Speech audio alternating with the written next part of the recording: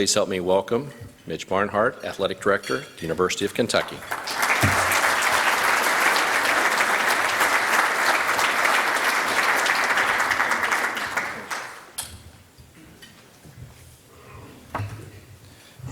Bob's right, it was a while back, and I don't take his calls anymore. I'm kidding. No, I do. He's been a longtime friend. You got to think, you came a year before I did? That's right, so, yes. That's right. Yeah, so yeah, he says, yeah, they love you when you win. So that's part of what I was going to talk about, that when you lose, you get books. So people give you books. And so every loss, I got a bookshelf in my office, and on one side is all the books that people give me when we lose. You know, hey, this is what you're doing wrong. If you just do this, this will fix it. This is the greatest leadership principle in the history of the world. This is awesome. You may have wondered why all these people write leadership books. You win a championship, you write a leadership book. You have a semi-successful company, you write a leadership book. Google that sometime. There's like 400,000 entries, and they all think, there's got to be somebody that's wrong, you know, and they're never wrong. So so when we win, I don't get anything. I get nothing. And when we lose, I get tons of really cool advice. You know, it's really awesome. And you know, all the greatest play callers in the history of play callers. Let me tell you something. You're awesome. You know. What are you guys thinking throwing it on third down? You should have run the draw. We run the draw. You guys can't run the draw on third down? Hey, Coach Cal, tell Coach Cal. Yeah, okay, I'm going to tell Coach Cal that. That makes some really good sense. That's really smart. Guy's making $8 million a year, and you want me to tell him how to coach? That'd make really good sense. You know, we're in an interesting time. I was talking to Wanda over here from the Red Cross, and we were just visiting a little bit about some of the changes of what goes on in our world. And so I'm not sure exactly what you came to hear this morning, but I thought I'd give you a little dose of my world.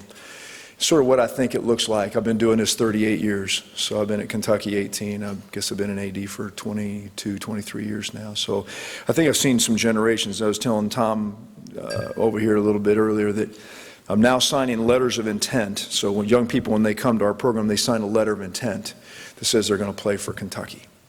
And I'm signing letters of intent for people that have not, when I started in 02, they were just being born. So that's a little scary on one hand, right? It tells you you're ancient of days, but it also, I think, gives you perspective. And what it's done is given me perspective as we talk about the generations and the people that have come along. And I think that's what I'd like to spend a few minutes talking about today, what we're trying to get to. And built into that, I'll talk about what Bob talked about, the 135 and the things that we do. I think you read enough of the press clippings and the Herald Leader, and Matt Jones has got it all figured out on KSR. So if you need anything about, just talk to him. He's got it. Jeez. But, you know, I was doing a talk up in Columbus, Ohio, and a lady, it was about 4 or 5 years ago, and she raised her hand. I did a little Q&A at the end. She says, can I ask you what keeps you up at night? And I said, yeah, and I don't know where I pulled this out of my ears or head or whatever, but I said, man, we're just chasing culture we can't catch. So every time we think we got our arms around it, and we think it's like Jell-O, it's like it just moves, and we just can't catch it. So we think we've got, okay, this is the path we're going to go down, and this is how we're going to guide our folks, and this is how we're going to get done, and it moves. And our kids are facing that every day. Our young people are facing that every day. They're really, really struggling to try and figure out exactly what direction we're trying to guide them. And it's not just us, it's nationally. And I'm reading an article this morning in our ticker service we have in athletics, and Phil Knight did a talk out at Stanford, and he was talking about something, so I'm getting the script for it when I get back to my office just to look at it a little bit. And if I just saw the first 2 or 3 paragraphs of what he said, I couldn't disagree more from some of the things that he said, but I want to make sure I get it right before I get out there and misspeak. But I'm really struggling with a little bit of how he perceives his view of leadership of this generation. So that's a little bit of a struggle for me. And so we'll address that, because that's one of our folks. We work with Nike. That's one of our groups. And I was talking with Tom about that walking in here as well. It's just a really big struggle how we sort of try and mentor or bring people along. I think the biggest problem we've got in our deal is getting our generation, my generation, some of you that are in that same age band with me, that bandwidth with me, to understand our responsibility in this thing. That's the problem. So we've sort of abdicated our position on that. We look at it, I get it all the time, what in the world are these kids thinking? Why in the world do they do the things that they do? Well, let me just be really clear. They do it because we exactly tell them that's what it's supposed to look like. We've been the ones sort of doing the guiding. We've said, that greed is good, relationships don't count. We can go down, I can go down the list. We've told them that by our actions. So they're only emulating what they see. Okay, so that's really important for us to understand. So that part of it, the win at all cost mentality, that's part of what we do. We haven't taught them how to win with humility or to lose with honor. None of that stuff. So we've got to go back to some of those principles, what we've tried to do and how we get to that spot. I mentioned it earlier, leadership and culture are really interesting to me. They're words that we toss around all the time. Leadership, yeah, he's a great leader. Okay, what makes him a great leader? We talk about culture. Yeah, the culture of that business is so outstanding. Really, what is their culture? Tell me what that is. They've cut everybody's throat to get what they got? Is that the culture? Well, does that make it great? Or is it, they just, they're really collaborative? I don't even know what that means. I don't know what that means. So if you look it up and you Google it, you get hundreds of thousands of entries, really, really nothing. You don't even know where to start in today's world. You can pick up a book and it'll give you a nugget, and it's just like an injection. I'm going to get my leadership injection. It'll wear off in about 6 months. And then I'll go get another one from somebody else. That'll lead me somewhere else down another path for another 6 months. So it's fascinating to me to sort of see where people go with this stuff. But the guy that we've sort of tried to teach our young people with is a guy named James Hunter. He wrote a book called The Servant. It's a fable a little bit on leadership, and so we've used that. I've got a guy I think he visited with you before. His name was Jason Cummins, and he works on our staff, and he's a former lieutenant colonel and flew a couple tours, not a couple, he did a couple tours in Afghanistan, and he and a guy named Sean Umbrell have come in, and we've worked really closely with our captains. But the servant, Hunter says, leadership is the skill of influencing people to work enthusiastically toward goals identified as being for the common good. I can get my arms around that now. I can get my arms around that. I can say, okay, I get that. We're all trying to get to a common good. Now, defining that can get a little goofy for you, right? What's the common good? I don't know what that is. So you have to get to a right spot in that as well. And as a department, that's what we're trying to get our arms around. So that's where the 135 elite comes in. We're just trying to say, okay, what's the common good? Common good, I want everybody to win a championship. That's one. I want everybody to win one of those things. I don't care if it's a conference championship or a national championship or something like that. We want to win a championship. So every team's goal is to do that. The 3 is just to have everybody, they want them to be academically sound. So I want them to be 3.0 students. That's what the 3 is. The 5 is we just want to be a top 5 department in the country. We want to be top 5, and that's defined in a lot of metrics, and they put those numbers together, and we finished 14th out of 353 schools last year, and we can live with that. That's okay. It was a good year. It wasn't a great year. I want to be top 5. We're competitors. That's what we're supposed to do. If we don't want to compete, we shouldn't be in this deal, because that's what we're supposed to do. We're supposed to go try and win something. So that's it. But I think people get leadership confused with likership. It's not likership. You're not going to get liked. If you're leading, chances are you're not going to like that. An old boss of mine at Tennessee, when I was down there for 12 years, and don't have any orange in my closet, 18 years gone, so we're good. He said, Mitch, he says, just trust me when I say this. He says, if you're going to be an athletic director, you're going to lead anything. He goes, you're going to lose your friends pretty quickly. Every 50-50 decision, you lose 50% of your friends. So just do the math. Every time you make a 50-50 decision, you're down to 25, 12 and a half, 7 and a half. You get it pretty close. About the one, you got 2 or 3 left. That's about it. Yeah, not a lot left. He says it goes away pretty quick, and you don't get to gain them back very often. They don't come back very often. They're 50-50 decisions.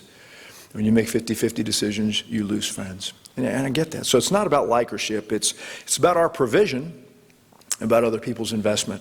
So we provide opportunity, but they've got to invest along with us, man. It's not this thing where we just provide this incredible pathway. Now, we're supposed to equip people to launch people, and that's what we do. As we've done. I think it's one thing that we're really, really proud of what we've done at Kentucky is we've equipped people to launch people. I'm not freaked out when people leave our staff. I sort of enjoy it, to be bluntly honest with you. I love watching our folks take jobs and go other places and do stuff, and really now I'm competing against them. The guys that I have worked with, I'm now competing against AD at Alabama, Florida, Mississippi State, Minnesota, all these guys, Rob Mullins at Oregon. Those are all folks that were at Kentucky. And I take great pride in the fact they're here. Now I got to go find a way to beat their brains, right? It's not easy. Now we're competing against each other. That's not the best way to do it, but I like that. We take great pride in the fact that they've gone on. Now, if people want to stay, we're good with that too, because it means we've really got some really high quality people that enjoy Kentucky and Lexington, and they've got to fit the needs that they have for where they want to go. But our goal is to launch people and put them in the places that they can be successful. So I think at the end of the day, it's a principled way of life, and our principles are pretty clear. And those are the old phrase, principles are methods are many, principles are few. Methods will always change, principles never do. Our principles haven't changed. So I've been doing this 22 years, and our principles have stuck with us. And I go back to my old boss at Tennessee, Coach Dickey. One time I walked into him, and I said, we got this incredible thing. They do this thing at Nordstrom's. They got this thing called core values, Coach. This was like 30 years ago, 25 years ago. Mitch, let me tell you about those core values. You win, you get to keep your job. If you lose, you're going to get fired. It's as simple as that. You can take your core values and hold on to those. He said something else. So, okay, great. I said, I'll hang on to those, Coach. I got them. So I wrote those, my little things I talked in, had this card I walked in, I put it back in my pocket and walked out. I became an AD probably 7 or 8 years later, and I kept those, but I kept them. And they were biblically based. I got to be bluntly honest with you. They're all biblically based. And so I wrote them down, and we kept them. And I'll just hit those real quickly for you. One, we want people with right character. I think we start with that. If we're not people of right character, we can't get this thing done right.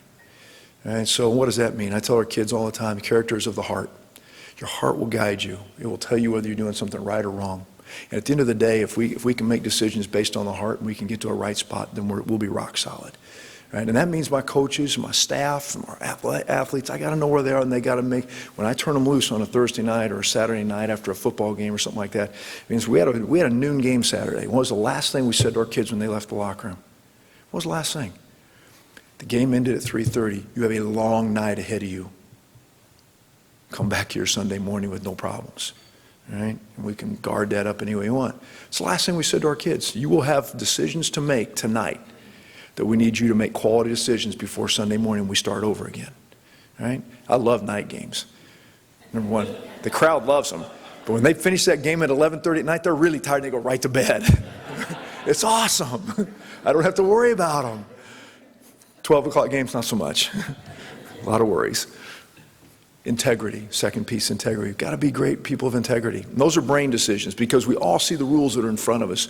Every corporation, every company, or whatever you've got boundaries and laws, and you've got to follow those. Those are brain decisions. Your heart will say, I should do this, but your brain's got to say, I will do that. And so those two things have got to be connected, and they got to work together. And as if we put those two pieces together, we got a chance to be okay. We got a chance to be okay. The third piece, we got to be educated. We got to be educated, and that means we've got to be continual learners. I love to read. I try and read 25 to 30 books a year, the ones that I pick out, not the ones that you send me. All right? Occasionally I'll read one that you send me, but you got to be lifelong learners, and our kids have got to be positioned. We try and you give us 4 years, we'll try and give you 40. Will you give us 4 years of your life, we're going to try and put you in position to get 40. And we've created a thing called the Kentucky Road, which is sort of gives kids a chance to understand how they begin their journey and where they go. And we've just developed that over the last few years and really got some cool things going with that. Fourth thing, we got to be really good stewards of what we've been given. All right, we've got to be good stewards. I hear this stuff all the time about servant leadership, and I'm okay with that. I'm okay with that. John Maxwell's made a living of servant leadership, and that's good. I think that's the right premise. But I would ask to take it one step further. I think you can be a good servant leader, but you're not sacrificial. I think to be a great leader, you got to be sacrificial in what you do. You got to be willing to give something up. You got to be willing to give something up, either the talent that you have or the knowledge that you have. One of those two. You've got resources, talents, something. You've got to be willing to give it up. If you can't, then no one will follow. You really can't get people to follow you unless you're sacrificial in what you do. And I think that's important. We've tried to teach our kids that. And the last thing is this tough world out there. And I don't think if you don't teach kids how to compete, I don't think they'll make it. They got to know how to compete. And that doesn't mean that they'll win at all costs. It's okay to win. I think we forget that sometimes. It's okay to win. But if you lose, you got to lose with some honor and some humility in what you do, and you got to win with some humility. We sort of lost that in today's world too. It's all you finish winning and you pound your chest and make it something really, really uniquely special, and I got a problem with that. So we've tried not to do that. We've tried to find a way to honor people and do that with some sense of humility. At the end of the day, the speed of the team is actually matched by the speed of the leader. Those two things go together. If the leader's going to move slowly, the team will move slowly. The pace and the energy and the enthusiasm, whatever you want to call it, of the leader is what the team will have. And I always try and marry up two things, intent and action. Intent without action gets you nothing.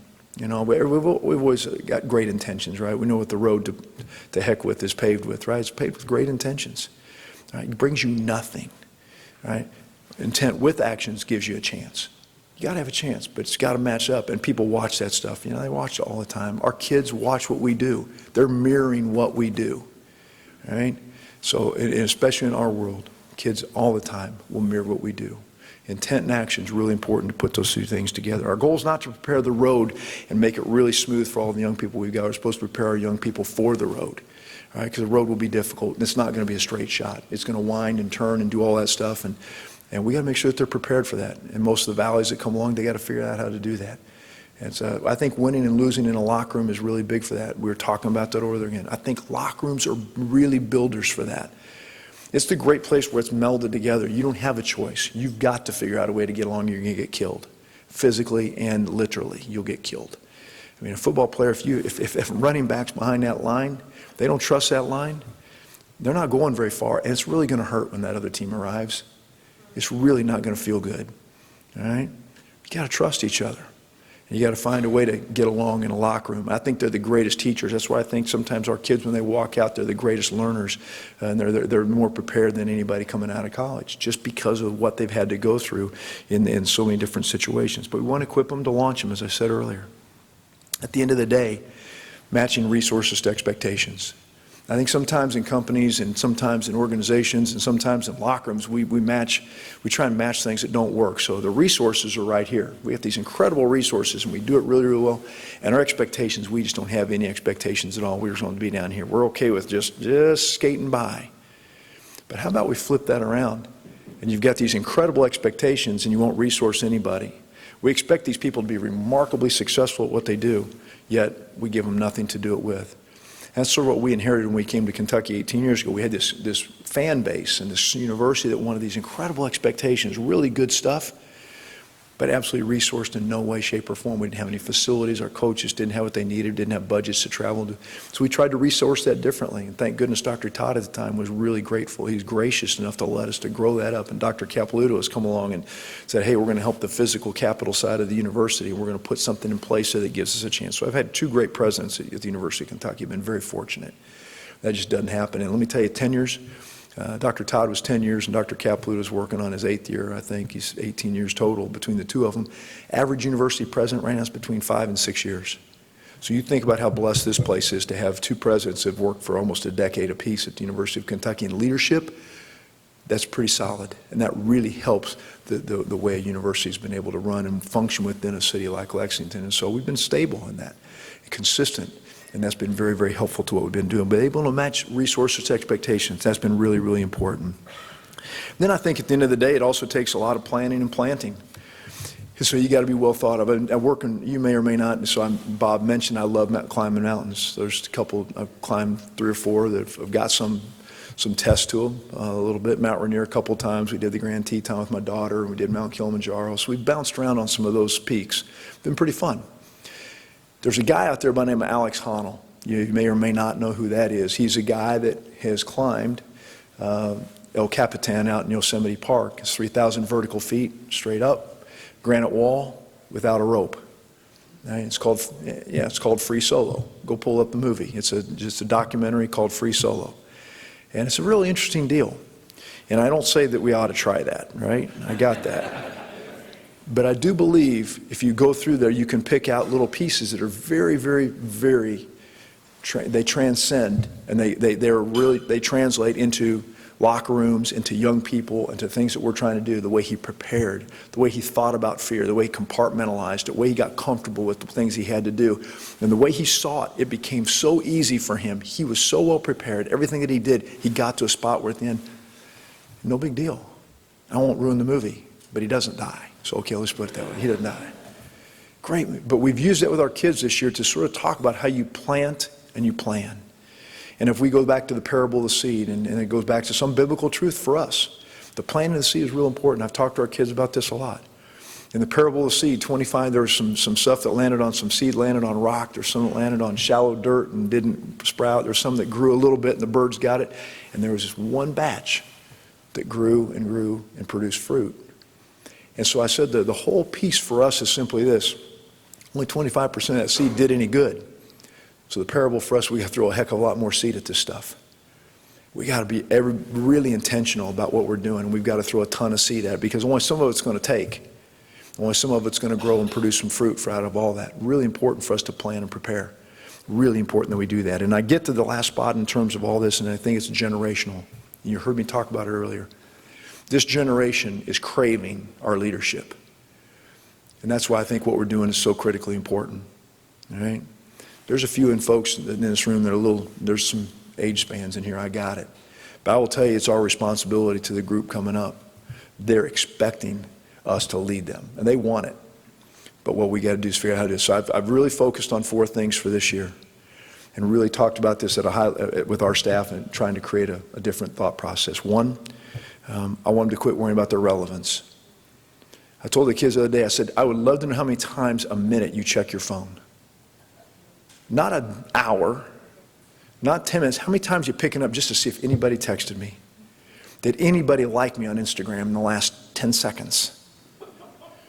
How many people are following what I'm doing in my life? Who cares? No one. We really don't care. You're not that important. All right? So stop. Quit trying to be relevant. Let's try to be influential. Let's trade relevance for influence. Because until we can start providing some influence, the relevance does not matter. Anybody can be relevant. You can be relevant for a lot of reasons, but influence really takes a special person to be influential. So number 2, technology. Read a book called The Vanishing American Adult by Ben Sass, the senator out of Nebraska. Really fascinating book. He talks about this generation and what's going on. He said that the average 72-year-old, when they get to be 72 years out of this generation, will have spent 9 years of their life looking at a screen. 9 years of their life looking at a screen. I get it. Some of that technology is important. Some of it allows us to be more efficient with our time. Here's the question. Is technology more important than the relationships that we're trying to create? Absolutely not. There's no way, shape, or form that that's possible. So I've asked our kids, I said, I don't care, I get the technology piece for what you got to do. But I'm asking you to put your phones down and go become more relational in what you do. Put that away, become relational. All right? So that's 2. 3, how many people have a to-do list when they wake up in the morning? So when you ask that question to our kids, very few of them, like 3. They know it's the right answer, but they don't want to raise their hand, so it's embarrassing because none of their friends have to-do lists. Because the student athlete, the student list as to-do list is simply wake up, crawl out of bed, find something to drink, drag myself to class, eat lunch, get to practice, go to my tutors, eat dinner, hopefully study a little and go to bed. They can hit that one pretty quick. The to-do list is real easy when you're a student, right? Okay? The question is, did you complete the transaction? Yeah, sure I did. I checked the box on every one of those. I'm 7 for 7 today. I did great. Did it define how well you did any of it? No. There wasn't any room in the box to say I did it well. It just said I completed the transaction. And we're all guilty of that. We're all guilty of that. We will complete the day and, so I asked our kids the other day, I said, hey, how was practice?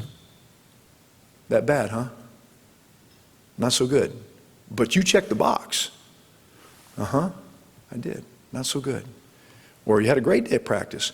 So what I've asked them is not be transactional. Let's not be transactional in what we do. Let's be transformational in what we do. Let's figure out how to measure what we do every day. Are we getting better? Or are we getting worse? Are we trying to, it doesn't have to, every day is not going to be a gain. But we've got to know where we finished and how we did. We had one of our former golfers standing back here. I mean, when he shot, I'm sure there was days he shot 79, and he was going, what the heck would David shot 79? But I shot 72 the next day, I got better. And then it went back to 75 and went to 60. It's never, you got to find a way to make your way through all this stuff. It has to be transformational in what you do. And last but not least is simply this. We hear a lot in the world today about our rights. Everybody's got rights. I got a right to do this. I got a right to. Yeah, you do. What goes along with that? Responsibilities. You can't have one without the other. Those two things got to go together. You don't get to stand up and claim rights without some responsibility that goes along with it. So I've talked to our kids about being influential, about being relational, about being transformational, about being responsible. If we can do those 4 things, we can absolutely make an impact on the generation. And we put those 5 things we talked about earlier, with those, we got a chance to create a generation that absolutely is not lost. And that's what I'm trying to do. We're trying to figure out a way, it's not pass them through an education. I'm not interested in that. I'm not, check the box. We got them their degree, so what? A lot of people will graduate. The question is, what are they doing when they get out, and where are they leading the next generation? It is absolutely our responsibility to do that. So I always say, and you've heard it said, the legacy of each generation is in the leadership of the next. And I believe we got to find a way to be critical thinkers, not critical spirit. So we are really good at being critical in our spirit. Well, we're really good at that. But we're not great at being critical thinkers and thinking our way through problems. We got to find our way through some of that stuff. We got to be critical thinkers, and what we're doing is we try and lead these kids. So at the end of the day, character, integrity, our education, stewardship, and competing like crazy. Be ferocious in that. I want kids to be ferocious competitors with a sense of honor. And that's a lost word. And I'm really trying to drive that home, having a sense of honor about the way you live your life. Quick, come on, Bob. I know. Come on, man. Yeah, everybody's okay. That's the cue to quit. Want to match our words with our intent and our actions. Do that together. And I'll leave you with this quote, and then I'll take any questions you might have. There's a book I read called Fearless, and it's about a Navy SEAL by the name of Adam Brown. He had an interesting life. He sort of journeyed all over the place. He did some interesting stuff. Probably not the greatest of citizens. And then all of a sudden he flips his script and he goes and becomes a Navy SEAL. And they wrote this, he ended up dying in Afghanistan, serving our country. And they said Adam was not reckless. He was in command of his fears. They said he never cheated death. He earned life. He was driven in a way few of us can comprehend. To fail at something was acceptable. To fail to try was not. I think that's what we want to do. We don't want to fail to try. Because at the end of the day, I said generational leadership is something we must do. We must do that. It's something we just cannot afford to fail at. So let me stop, and if you have questions or something about our program or what we're doing, I'm glad to answer that. I appreciate the time and spending a few minutes with you. So, Bob, on cue with the music, I'll stop. Thank you. So hopefully you've been thinking of questions that you have. Now's a great opportunity to talk to the guy who is in a very strong leadership role, to learn more about UK athletics, life, different aspects. Questions? And then we're going to have staff taking a mic around. So, Buzz. That was a great talk. Can you put that outline on something so we can review? Because you said who was your mentor? I was very fortunate. I've had 3 or 4 folks that have really sort of guided me in that. I will absolutely tell you, Dr. Todd was huge in my growth as an athletic director. Huge for me. We were going through some interesting times at UK when I came, and he was his ability to run his businesses, I think, really helped him lead the institution. And he didn't blink. He never blinked. And I thought that was really important. So he was really important. Coach Dickey at Tennessee. Doug Dickey was an old football coach. I became the athletic director there. A gentleman by the name of Bob Hitch was AD at SMU when I was there at some really interesting times. I was at SMU when they got the death penalty, so that was an interesting time. And got out and still had a job. That was nice. And then the guy that probably gave me my first job was a guy named Bill Byrne. And he was the athletic director at a variety of places. His son then worked for me, and he's now the athletic director at Alabama. But Bill hired me at San Diego State. He hired me at Oregon, and then I hired his son at Oregon State, and so he followed me to Kentucky, and then he went to Alabama. It's incestuous, I know, but great group of people. But those are the 4 guys. You bet. Other questions? How do the facilities and resources for UK sports programs compare to the Power 5 universities? I think we're really in a good spot. We've, again, I go back to the leaders that we've had here. Dr. Capilouto allowed us and helped us to get to a spot where we could do some stuff for football. Critically important. Again, matching resources to expectations. It's okay to have great expectations, but when we were walking in, bringing recruits into our football program and they didn't have anything to look at except some drawings on a board, to actually see bricks and mortar going up and things change in places it is a part of that you must do. And so we've been fortunate enough. We've had great support from our fan base. They've allowed us to build some things. We've done most of it in contributions. The only thing we've debt serviced is the expansion of the renovation of Kroger Field. That's the only thing we debt serviced with bonds. The rest of it has been paid for in contributions from our fans, and so it's been we've been blessed in that. And but the facilities are good. We've got 3 projects we're sort of trying to figure out how to do, and one of them is the Renovation Memorial Coliseum. It is a 70-year-old building that is time. We need to renovate it, but it has too much history. We don't want to lose it. It's got a great history, and yes, obviously Rupp did most of his magic, and so we want to make sure we tend to that. And it honors our veterans, and so we want to make sure we don't lose that either. So that one, a tennis facility is real important for us, and then probably an indoor track. The indoor track would give us some flexibility to be able to do some stuff with football. Football is a little hamstrung in the indoor because the track runs around it. It impedes us a little bit in practice. So we're trying to figure out a way to get wall-to-wall carpet in there so we do our practice with it. But those are our 4 projects. But the facilities are impactful. You would like to think that kids come and love you and love your program for you, but bling is the thing. You know, it is a real thing. So when they walk in and they see lights and cameras and locker room, yeah, it matters. So for all sports, it's not just the football. Everybody goes, that's just your football guys. No, let me be really clear. When our women's basketball or our volleyball team walks in their locker room, if it's not right, I mean, there's other people who are doing it right. In our league, you better be right, because our league is not for the faint of heart.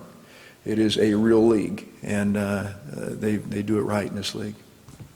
I'm going to jump around a little bit, but when you're hiring a coach, or you have to make that tough decision to let them go, how do you process that? How do you, from beginning, kind of throughout the process? And I think of Coach Brooks.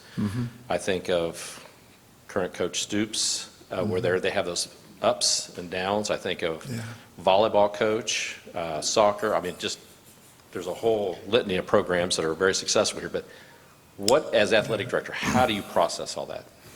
I think there are teaching moments on both sides. And so I think sometimes student athletes think, well, heck, we're not winning enough. We need to make a change. And we're going to tell the athletic director that it's time for us to change. We're okay. Well, you know, that's not going to work for me. I think there's peaks and valleys in everything that you do, and I think that's where you learn a little bit and you find out who you are in those moments.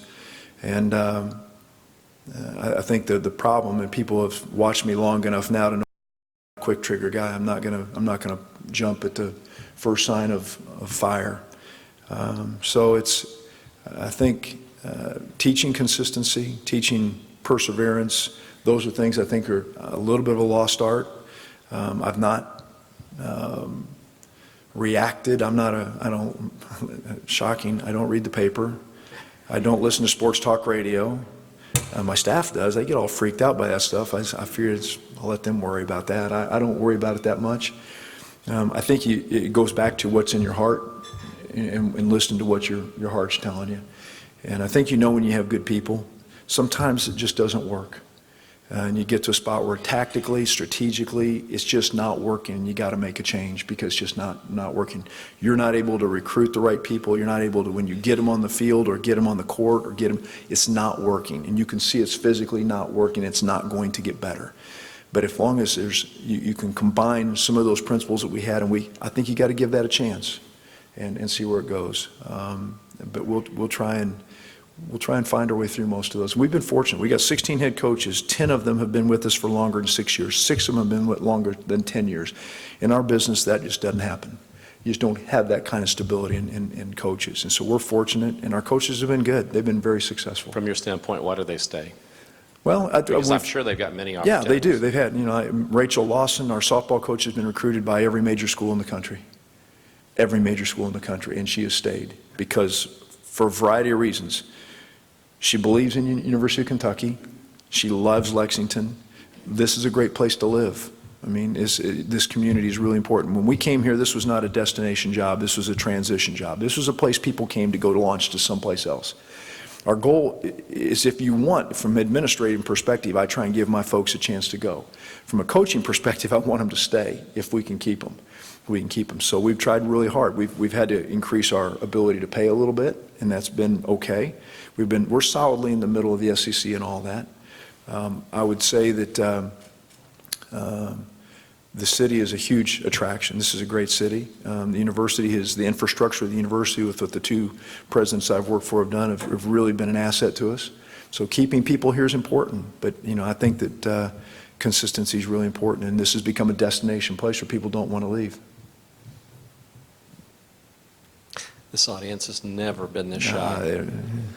Okay, another question here I've got. As we know, these are student athletes, and UK earned an SEC leading 78 spots on the conference's winter sports academic honor roll, and another 65 on the spring academic honor roll.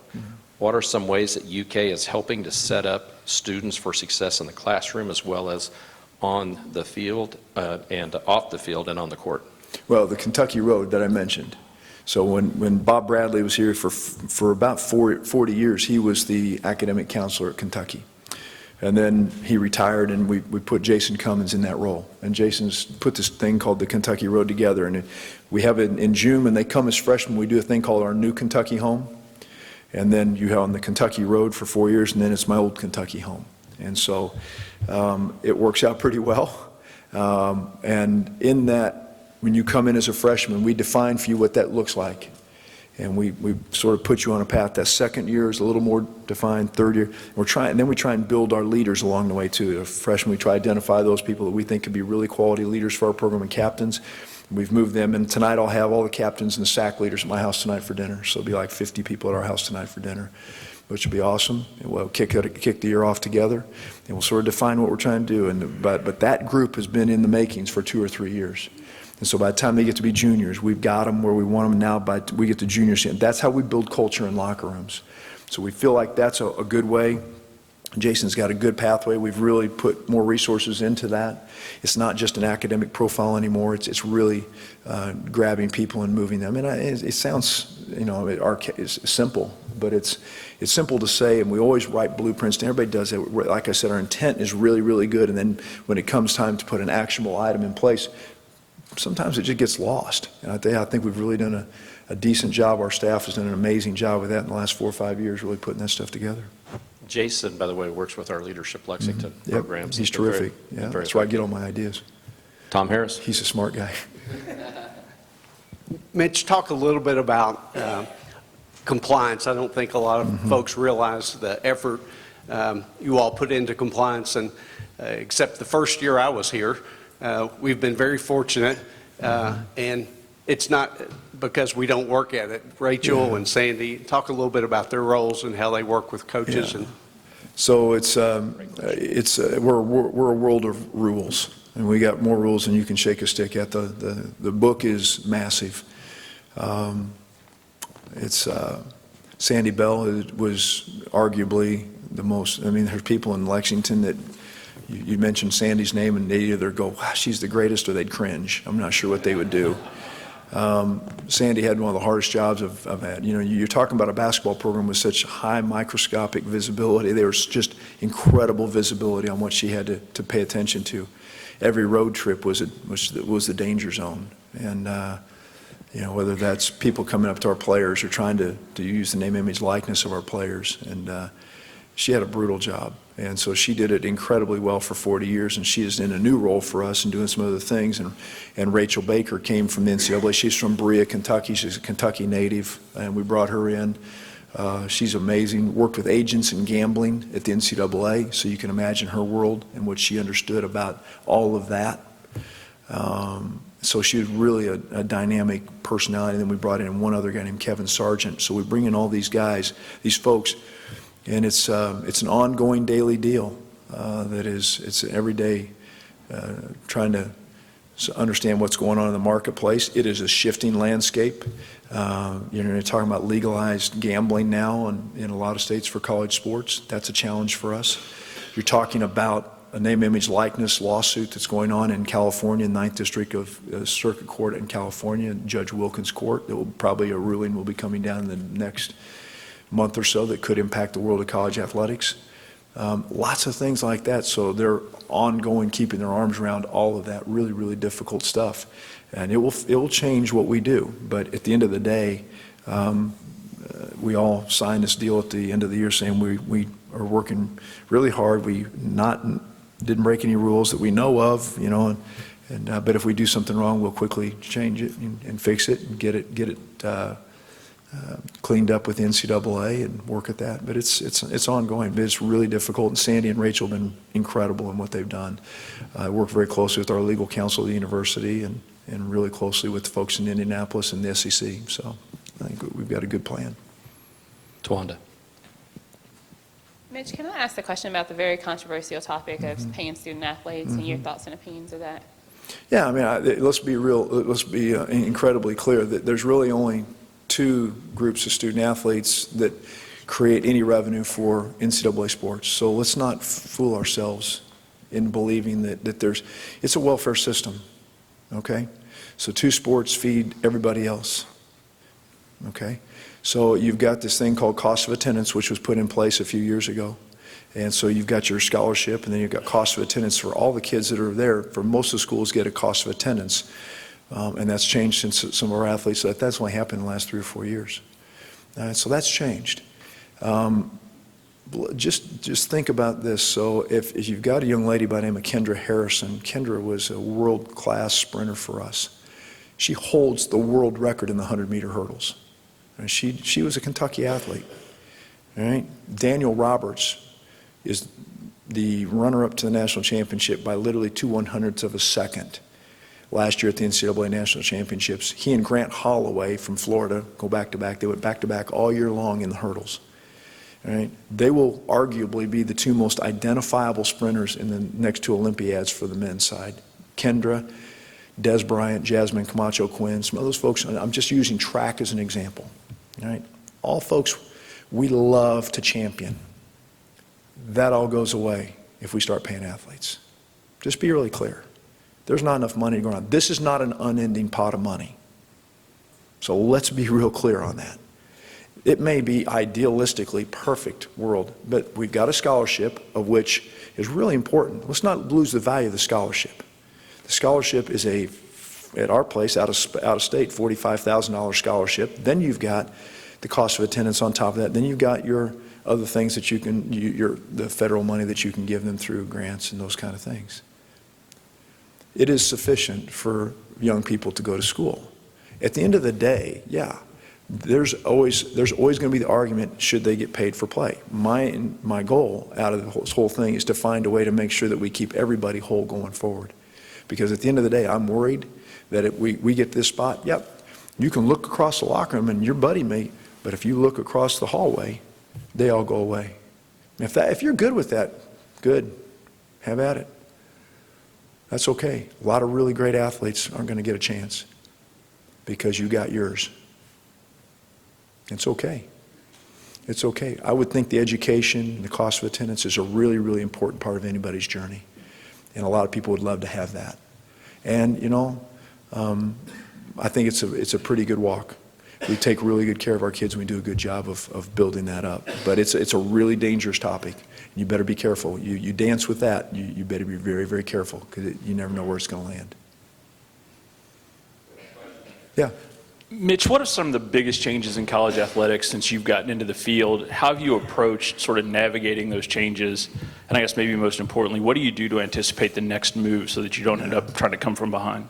I think the biggest, the things that have changed so dramatically is the expenses. I mean obviously that's not real rocket science. Travel, hugely expensive. Recruiting, really expensive. I mean, our budget, when I got to Kentucky in 2002, was $42 million. Our budget this year is $156 million. So you can do the math. Now, you can say, oh my gosh, they've grown $100 million. The university, we're the same 3% from the university's budget we were in 2002, okay? So let's not lose sight of that. The university's budget's also grown at the same pace. Right? So the budget for the university is what, $2.5 billion? That was close. I missed by $100 million. So what? Small detail. You miss on a $42 million budget by 2%, it's not as big deal. You miss on a budget of $156 million by 2%, it's a big deal. And that's a problem. So that's a change for us. Just the zeros at the end have changed dramatically. That piece, in terms of the other huge piece, is the visibility. 25 years ago, it wasn't a daily, minute-by-minute evaluation of coaches and kids. It is moment by moment now. Twitter, social media, and everything like that. So if a kid makes a mistake in a game or does something probably you wouldn't want him to do, whether it's sportsmanship or something like that, all of a sudden that person is filleted publicly. And it's really dangerous. I mean, all of a sudden, and you can't get that back. You can't get that stuff back. Once it's out there, it's gone. And we tell our kids that all the time, And we're talking to Tawanda a little bit about the brand. They talk about your brand. You got to compartmentalize, is it your brand or the university's brand? Which came first? And I got a really hard conversation with a very famous national athlete. He loves to champion, it is my name. Oh, really? So let me see if I got this right. You chose to go to school at that place. Why? He goes, well, it's a really good place to play basketball. Okay. And it's not one of our kids. Let me be really clear. I said, so you chose that school. Why?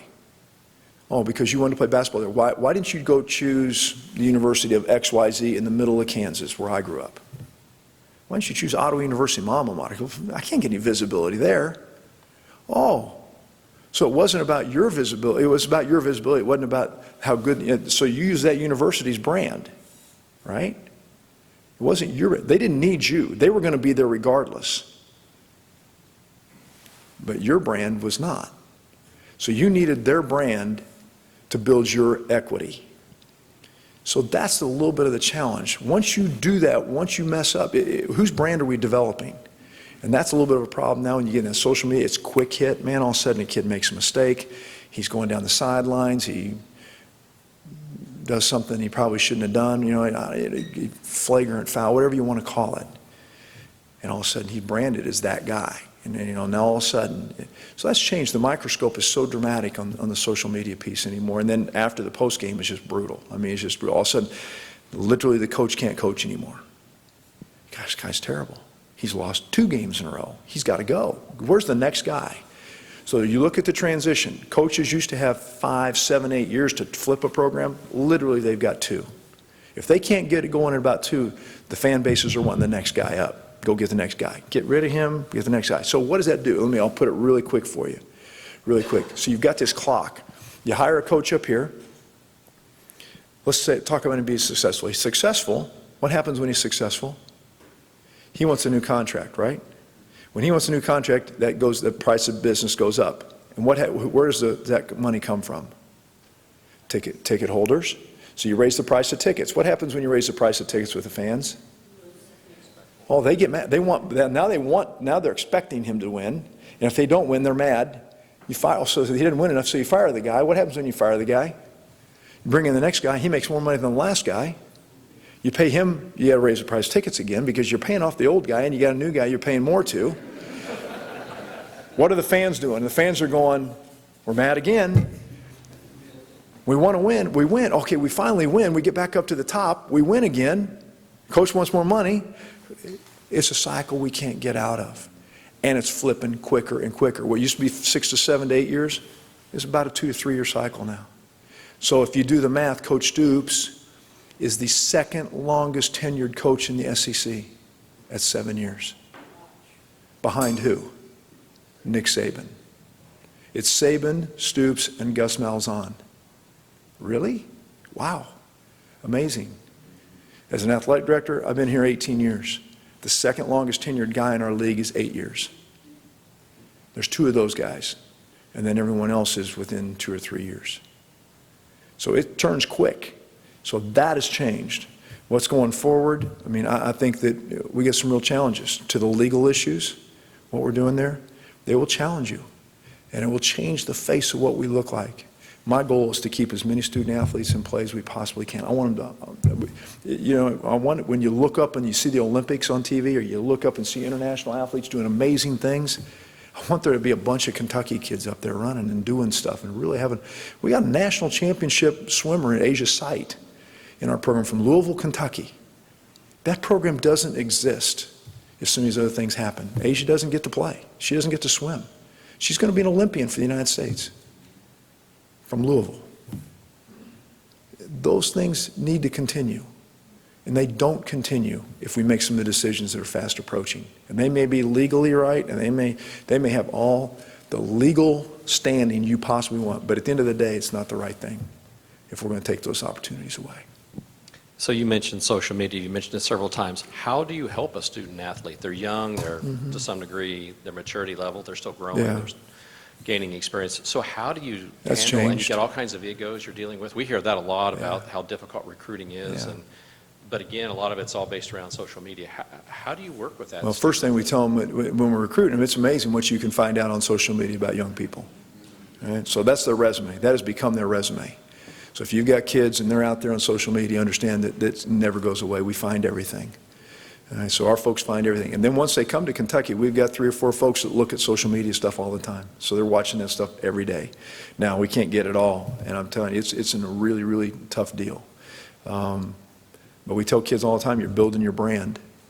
Going back to that, you are building your own brand. If you want to do something publicly, or you want to be one of those people down the road, you're going to have to understand your social media piece. So we've got folks, we bring in some folks to talk about social media, how to use it effectively, and we also, I'll be honest, we monitor it, and we tell them it's not theirs. When you come, you lose a little bit of that freedom, and you lose that. That's not who, you're part of us now, and you're part of our family, and you need to understand that. So we're not 100% in all these things. We're not perfect in any of the stuff that we're doing. We're trying really hard. We're great triers. We're just not perfect at it. But again, that's part of learning and being educated and continuing to grow. So I think our folks have made mistakes. Our folks have made enough mistakes.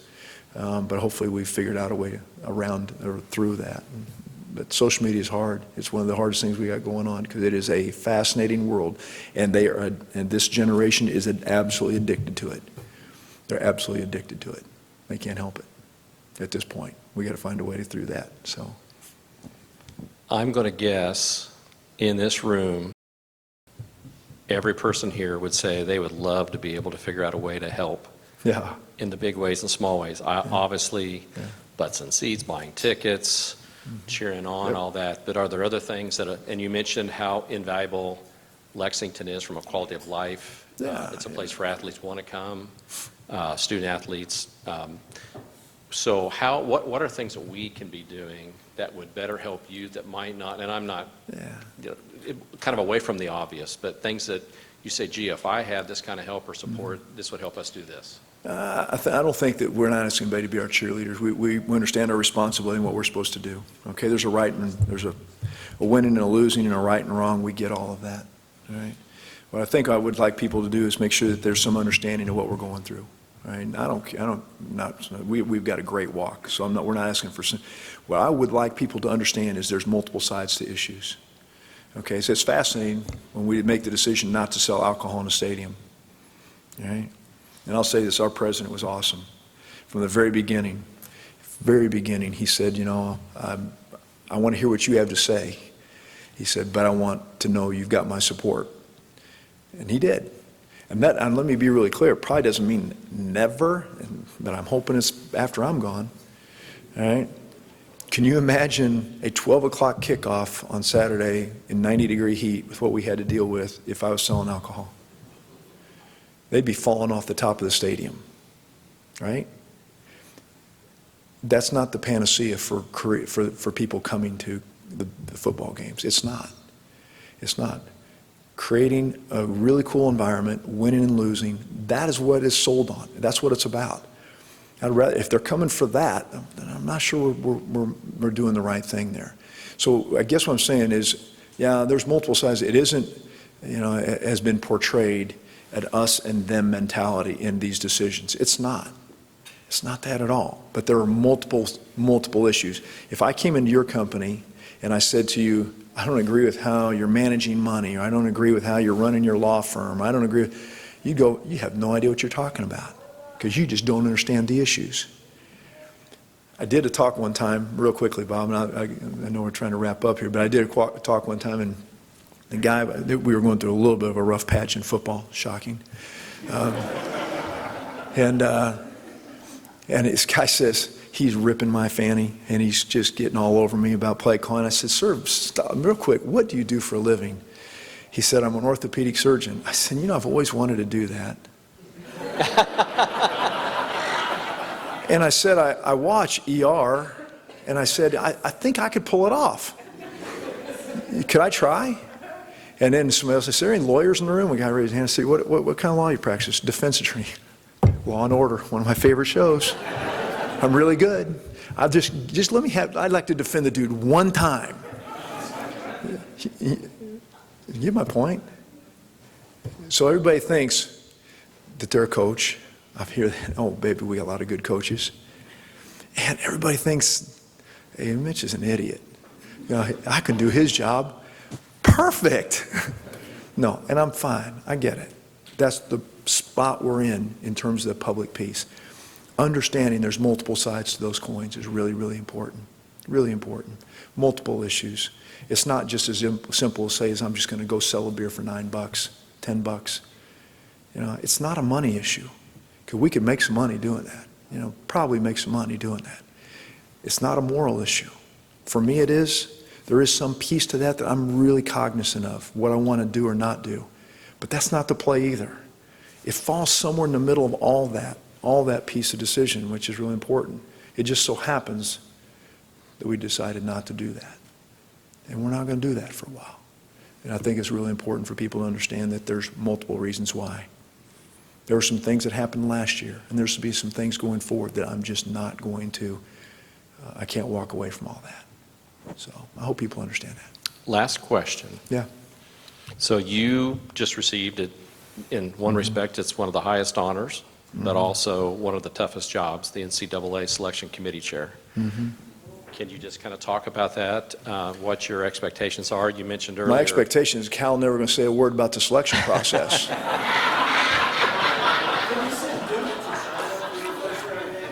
I think so I'm the vice chair this year, and then I'm the chair the 2020 tournament, no, 21, I'll be the chair.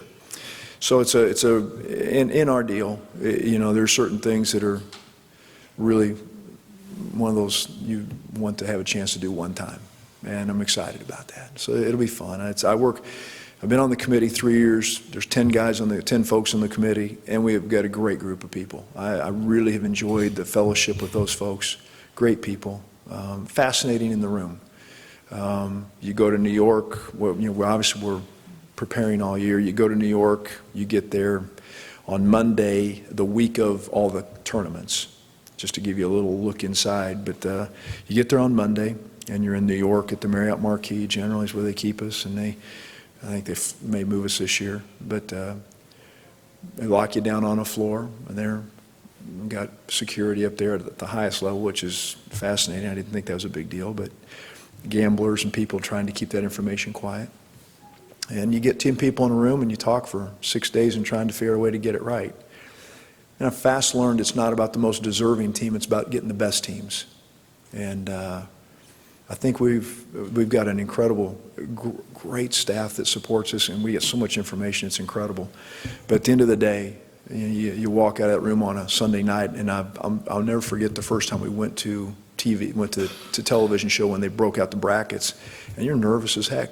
What the heck is everybody going to think of the bracket we just put together? You know that 94 people are going to rip it to smithereens, and only 6 people are going to like it, and you're going, okay, well, this is not going to be great. But it's a fascinating deal. To know that the entire sports universe for that month is watching the work you'd put together. So I'm excited to be able to chair it.